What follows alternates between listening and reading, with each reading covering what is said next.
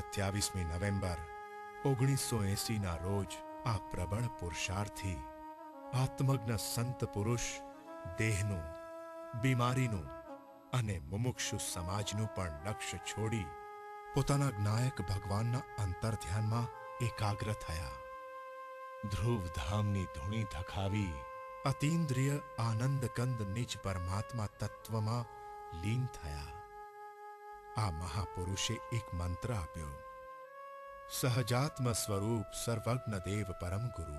પોતાનો આત્મા જ સર્વજ્ઞ દેવ અને પરમ ગુરુ છે. સર્વજ્ઞ થવાની શક્તિ દરેક આત્મામાં છે. તે કેવી રીતે પ્રગટ થાય એનો માર્ગ આ સંત પુરુષે આપણને બતાવ્યો છે.